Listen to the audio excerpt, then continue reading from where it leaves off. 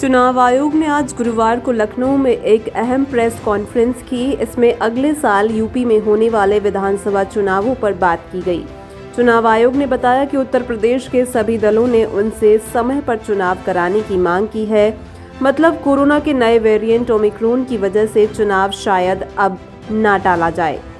ये भी साफ हुआ है कि चुनाव की तारीखों का ऐलान 5 जनवरी के बाद होगा। आइए जानते हैं उन सवालों के जवाब जो चुनाव आयोग के प्रेस कॉन्फ्रेंस के बाद निकलकर सामने आ रहे हैं। दागी प्रत्याशियों के लिए क्या नियम होंगे? दागी प्रत्याशियों को अपने आपराधिक पृष्ठभूमि के बारे में लोगों को जानकारी देनी होगी। अखबार में इसका विज्ञापन देना होगा। विज्ञापन में ये बताना होगा कि उन पर किन किन धाराओं के मुकदमे दर्ज हैं। यही नहीं, जिस पार्टी से वह प्रत्याशी घोषित होगा उसे भी विज्ञापन के जरिए आम लोगों को ये बताना होगा कि आखिर उनकी पार्टी ने आपराधिक पृष्ठभूमि वाला प्रत्याशी क्यों घोषित किया है। चुनाव आयोग ने कहा कि दागी उम्मीदवारों को पर्चा वापस लेने की आखिरी तारीख से मतदान के 2 दिन पहले तक के आपराधिक रिकॉर्ड अखबारों और टीवी चैनलों के माध्यम से मतदाताओं को बताने होंगे। उन्हें सभी लंबित आपराधिक मामलों का ब्यौरा बड़े अक्षरों में अखबारों पर छपवाना होगा। बुजुर्गों, दिव्यांगों और मरीजों के लिए क्या? चुनाव आयोग ने कहा कि बुजुर्गों, दिव्यांगों और मरीजों को घर से वोट देने की सुविधा होगी। इसके लिए वोटर्स को पहले से ही सूचना देनी होगी। ऐसे मतदाता बैलेट पेपर के जरिए अपना वोट कर सकेंगे। आयोग ने ये भी कहा है कि बिहार के बाद उत्तर प्रदेश में पहली बार ये सुविधा दी जा रही है। महिलाओं के लिए क्या अलग होगा?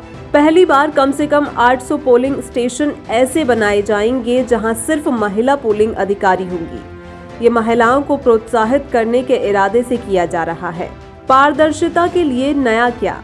आयोग ने कहा कि चुनाव में पारदर्शिता कायम करने के लिए कम से कम 1 लाख बूथ पर वेबकास्टिंग की जाएगी। ये पहली बार होगा जब इतनी बड़ी संख्या में पोलिंग बूथ पर वेबकास्टिंग होगी।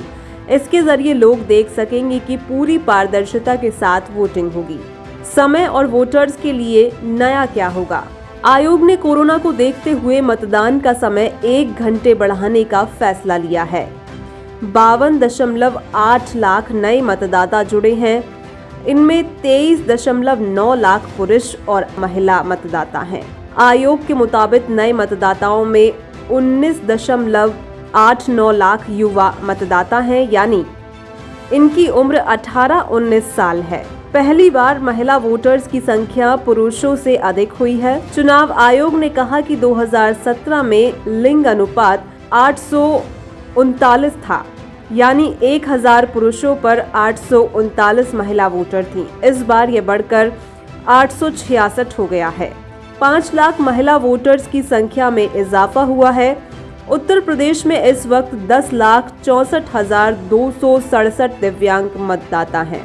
मतदान बढ़ाने के लिए क्या करेंगे? आयोग ने कहा है कि 2017 विधानसभा और 2019 लोकसभा चुनाव का डेटा देखा जा रहा है।